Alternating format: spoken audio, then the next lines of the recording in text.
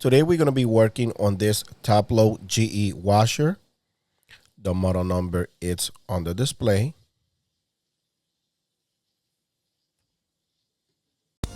Welcome to DIY Repair Now. Read all the warnings, and during this video you will see one or more of these icons to help you do this repair safe.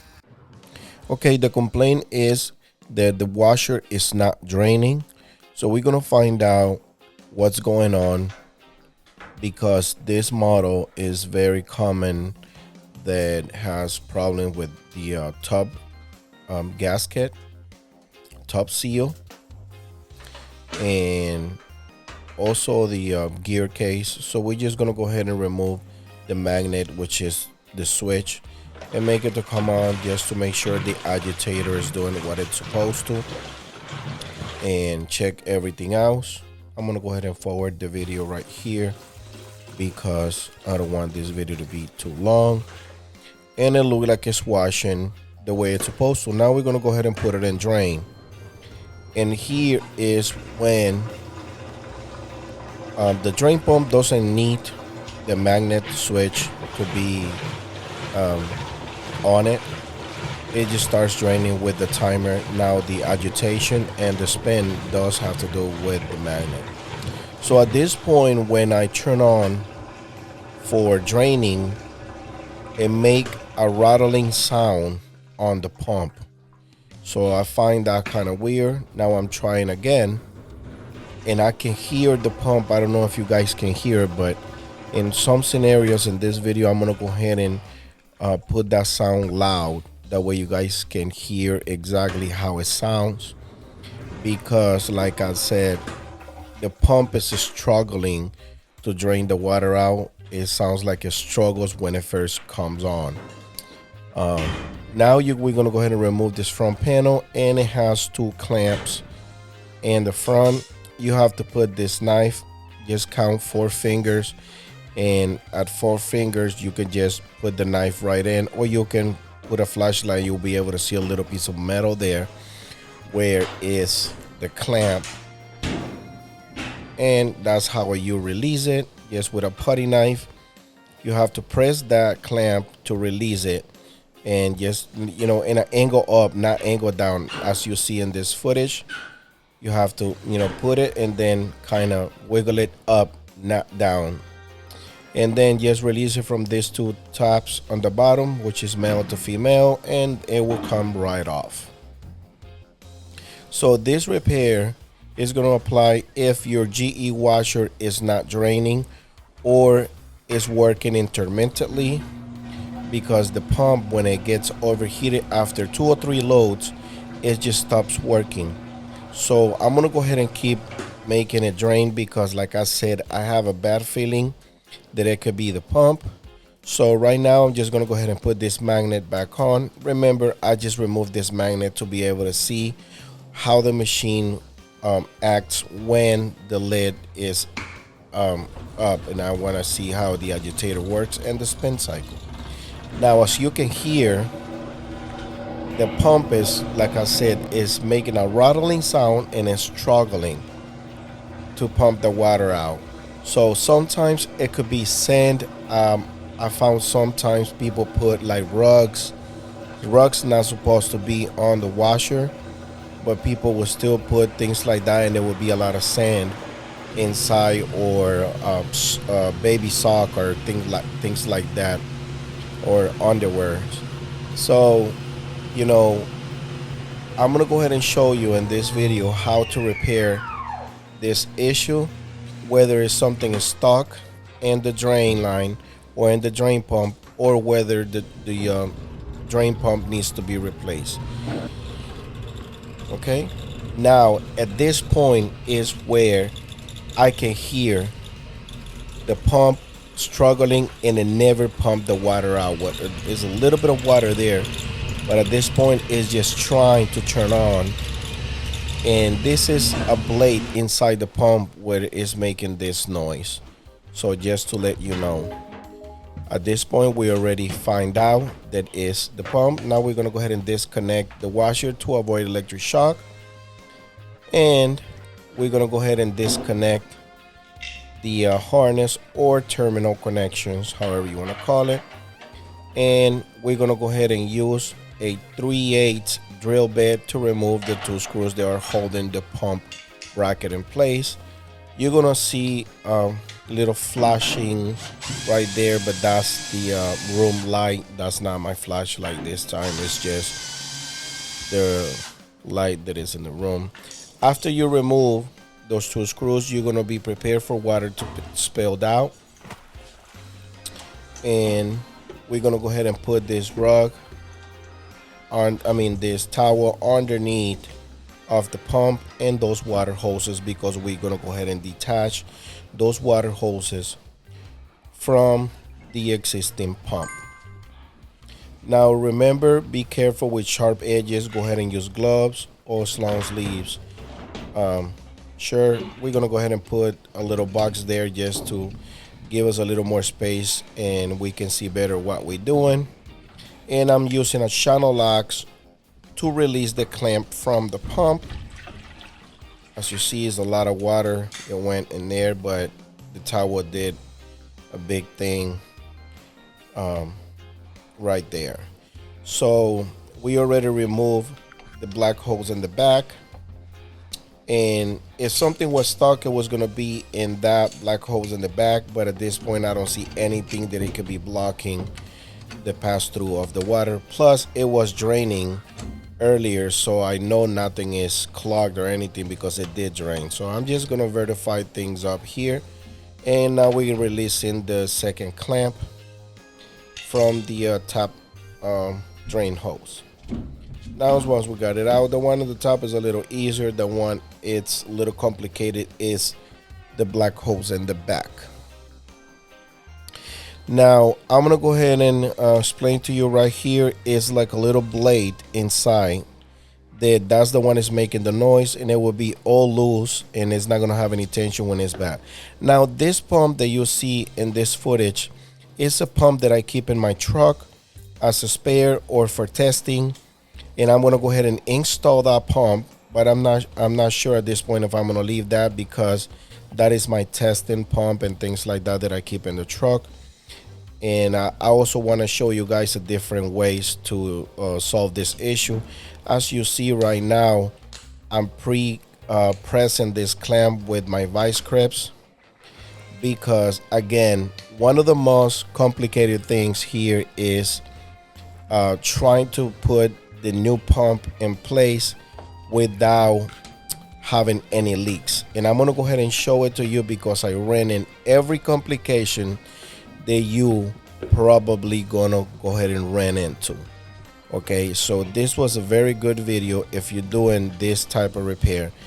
This is an example in how to replace a drain pump with the housing, not just the motor, but I'm gonna go ahead and show you how to do both. At this point, I'm replacing the pump, the whole housing, with the motor, which that's how GE sell it, the whole piece, even with the bracket on the bottom. If you interested in buying this pump, there's going to be a link in the description of this video. And as you can see here, I could have swear that I put the clamp right, but in the bottom was twisted. So that was 100% leak right there. So you have to verify that in the bottom, the clamp, it's the way it's supposed to, because otherwise you will have water all over the place. Now, as you see, I turned the pump all the way around to find out if it was right where it should be. Now, this is one of the things that I don't like about working in a very limited space. As you see, I'm keep adjusting because I don't want to have any leaks, and I don't want to come back here for the same thing. But this is what happened when you work in a limited space. Now, at this point, I already have the black hose, which it was, I cut a lot of footage here, but I was struggling to put the water hose the way it's supposed to in the back. And I'm over here giving you advice, and put gloves to prevent from cutting yourself in these sharp edges.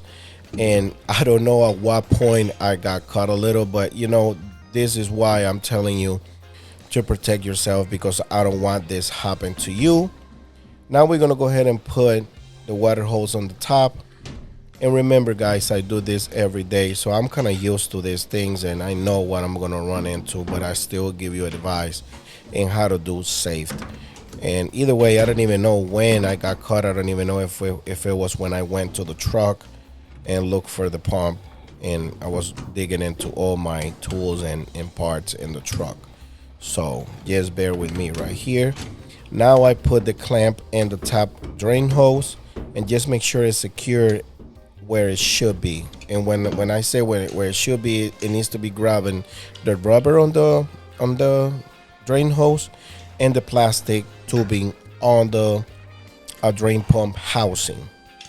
See, this is how you install a brand new pump with the housing and everything. Again, GE, that's the way they sell it with the whole thing. And probably they think that's the easiest thing to do, or that's the best way to avoid any other issues, replace the whole housing. But to be honest, in this model, on any other model, the housing is never a problem. It's always the motor. So let me remove this box out of the tub. And now I give you an example. Now we're gonna do the actual repair the way I do it, in case you guys want to do it my way and want to get this aftermarket pump from Amazon. Again, it's gonna be a link in the description of this video for either of these pumps, the OEM from GE and just the motor. Now this motor that I'm gonna install in this one, I use it because I can install this motor in any brand. I use it for Samsung, for GE, for Whirlpools. I use this pump pretty much for everything. This is a universal aftermarket drain pump on Amazon, and at this point it's been working great for me. Now what I'm doing here is separating those two terminals, because those two terminals, terminals was in one piece. So I separate them because in the new pump they need to be separated because they not the same attachment. But that's pretty simple. Just cut on the middle. Now I'm removing the 3 Phillips screws that are holding the motor in place. Remember, you're gonna leave the same housing on the pump, you're just replacing the motor. And that's what I do on LG's, Samsung, Whirlpool, pretty much every brand. And I use basically the same motor, unless it's something different, but I cannot remember if I ever run into a different situation. Another thing, take pictures every time you're gonna remove something. That way you remember where everything goes. That works very good for me. So just keep that in mind. And another thing that I want to let you know, the only thing that you got to be concerned about this when you replace only the motor is there is some gasket. That gasket, you got to make sure it's in place, because if that gasket is crooked or it's not in place when you put the motor, it's going to be leaking. But again, to me, it's way easier than removing the 2 water holes in the back, because there's no space to work with, and then there's a lot of sharp edges in the back. Now I'm gonna go ahead and install the 3 screws the same way I removed them. Just like I said, take a picture, because that picture is gonna help you and give you an idea of where the screws and the other motor, the other drain pump motor was. So just put them in the same pattern and that should do the trick. At this point, I'm in my last Phillips screws.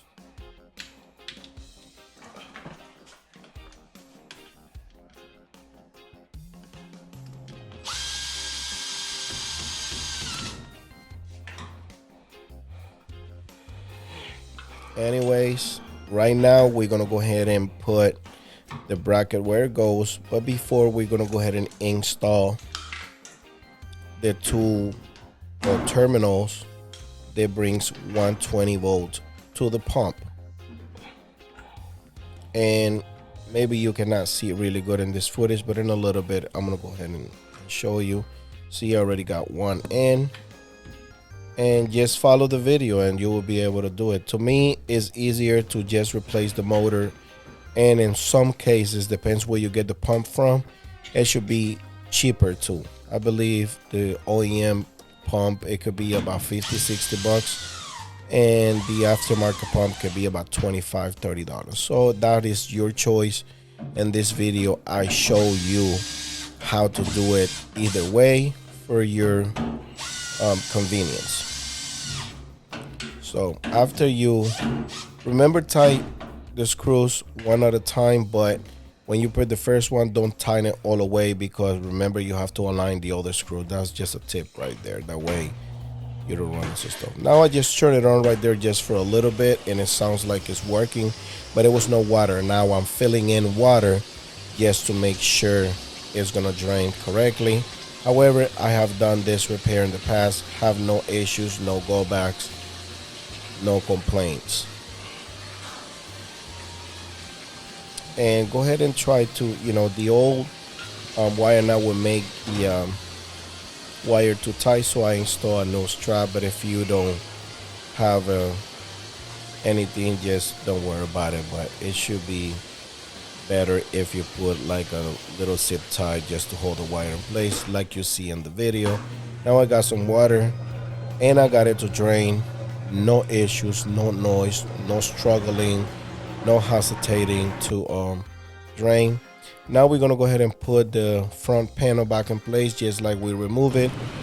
Remember to push where the tops are, because otherwise it can pop right out. Just after you got it in place, try to get it out by your hand and see if it doesn't come out. As you see, I got one side good, but the other one was not clipping and it was coming out until you hear a clip.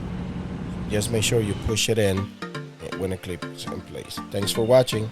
Don't forget to subscribe.